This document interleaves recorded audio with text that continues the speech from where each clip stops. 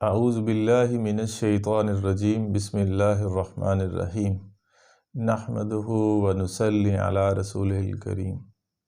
قرآن مجید کے اندر اللہ جل شانہ نے سورہ آل عمران کے اندر فرمایا کنتم خیر امۃ اخرجت للناس تأمرون بالمعروف وتنہون عن المنکر وتؤمنون باللہ۔ اے امت محمدیہ، تم افضل امت ہو، تم کو لوگوں کے نفع کے لیے بھیجا گیا ہے، تم بھلی باتوں کو لوگوں میں پھیلاتے ہو اور بری باتوں سے ان کو روکتے ہو اور اللہ پر ایمان رکھتے ہو۔ تو ناظرین، اس آیت کے مفہوم کے اندر یہ آتا ہے کہ اللہ جل شانہ نے اس امت کو بہترین امت فرمایا ہے۔ اب کس لیے؟ کیونکہ جس چیز کی تعریف کی جاتی ہے اس کے اندر کوئی کوالٹی تو ہوتی ہے، جیسے سونا ہے، جیسے چاندی ہے۔ اب چاندی کا ریٹ کم ہے، سونے کا اس سے زیادہ ہے، کیونکہ اس کی کوالٹی میں فرق ہے۔ اب ڈائمنڈ ہے، ہیرا، اب اس کی کوالٹی اب اور چینج ہوگی، تو اب اس کا ریٹ سونے سے بھی بڑھ گیا۔ اب اسی طرح اگر ہم بوتل کی مثال لیں تو ایک بوتل 50 روپے کی بھی آتی ہے اور ایک بوتل جو ہے نا وہ 100 روپے کی بھی آتی ہے، ایک 200 روپے کی بھی آتی ہے۔ کوانٹٹی اور کوالٹی اتنی ہی ہے، لیکن اس کے اندر والا جو مٹیریل ہے وہ بدل رہا ہے اور ساتھ ہی اس کی ویلیو بھی چینج ہو رہی، اس کی قیمت بھی بدل رہی ہے۔ تو اسی طرح اللہ جل شانہ نے اس امت کی تعریف کی ہے۔ ایک ریزن تو یہ ہے، ایک وجہ یہ ہے کہ یہ حضور پاک صلی اللہ علیہ وسلم کی امتی ہیں، اس لیے اللہ پاک نے اس امت کو افضل امت فرمایا، کیونکہ ہمارے جو نبی ہیں وہ امام الانبیاء ہیں، نبیوں کے سردار ہیں، اور یہ امت بھی ساری امتوں کی سردار ہے، اس لیے فرمایا کہ یہ بہترین ہے۔ اور دوسری وجہ کیا بتائی؟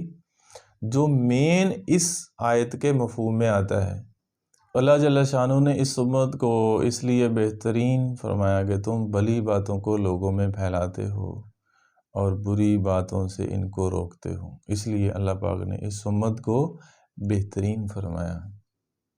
بلکہ ایک اور جگہ پہ اللہ جل شانہ فرماتے ہیں کہ اس سے افضل بات کس کی ہو سکتی ہے جو لوگوں کو خیر کی طرف بلائے، یعنی بھلی باتوں کا حکم کرے اور بری بات سے منع کرے۔ فرمایا اس سے اچھی، اس سے بڑھیا کوئی بات ہو ہی نہیں سکتی۔ جیسے لوگ مارکیٹ میں آتے ہیں، بازار میں آتے ہیں، اپنی آواز لگاتے ہیں، کوئی کہتا ہے اب سردیاں ہیں، کوئی کہتا ہے انڈے لے لو، کوئی کہتا ہے سبزی لے لو، کوئی جو ہے نا کپڑے والا آ جاتا ہے، کوئی کہتا ہے مطلب ہر ایک مارکیٹ کے اندر آتے ہیں، اپنی آواز لگاتے ہیں۔ ان ساری آوازوں میں سب سے جو بڑھیا آواز ہے وہ فرمایا ہے کہ لوگوں کو جو اللہ کی طرف بلاتا ہے، یہ سب سے بڑھیا لوگ ہیں، سب سے افضل لوگ ہیں اور سب سے آسان بول ہیں کہ جو لوگوں کو اللہ کی طرف بلانے کے لیے استعمال ہوتے ہیں۔ اور ایک آیت کے مفہوم میں آتا ہے کہ اب لوگوں کو اللہ کی طرف بلانا کیسے ہے۔ اب دوسری جگہ پہ اللہ جل شانہ نے واضح فرما دیا کہ اس میں زبردستی نہیں کرنی، اس میں زور نہیں کرنا، اس میں لوگوں کو کھینچنا نہیں ہے، ان پہ سختی نہیں کرنی، بلکہ کیا طریقہ کار بتایا ہے؟ اللہ جل شانہ اپنے حبیب کو فرما رہے ہیں، اے میرے نبی کہہ دیجئے یہ ہے میرا راستہ، بلاتا ہوں لوگوں کو حکمت اور بصیرت کے ساتھ، اور جو میری اتباع کرنے والے ہیں ان کا بھی یہی کام ہے، یعنی حکمت اور بصیرت کے ساتھ لوگوں کو اللہ کی طرف بلانا ہے، لوگوں کو دعوت دینی ہے، یعنی انہیں پوری بات اچھے طریقے سے سمجھا دو۔ ہمارے جو ذمہ ہے وہ کام کے بعد کو صحیح سلیقے اور طریقے کے ساتھ پہنچا دینا، سمجھا دینا، بتا دینا۔ آگے اللہ جس کو توفیق دے تو وہ صحیح راستے پہ آئے گا، باقی ہم ہدایت کے مکلف نہیں ہیں۔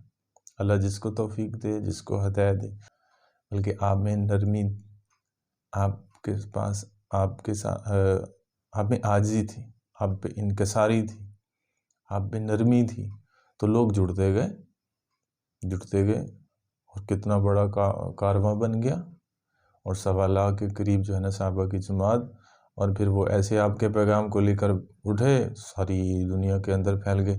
تو اس کے اندر جو ہے نا یہ چیزیں کام کرنے کا طریقہ، اور افضل امت کس لیے فرمایا ہے کہ فرمایا کہ جو بھلی باتوں کا حکم کرتی ہیں اور بری باتوں سے منع کرتی ہیں۔ تو اللہ جل شانہ سے دعا ہے کہ اللہ تبارک و تعالی ہمیں ان آیات کے مفہوم کے اوپر پورا اترنے کی، لوگوں کو صحیح بات سنانے کی، بتانے کی، سمجھانے کی، اور اس کے اوپر عمل کرنے کی توفیق نصیب فرمائے۔ آمین ثم آمین۔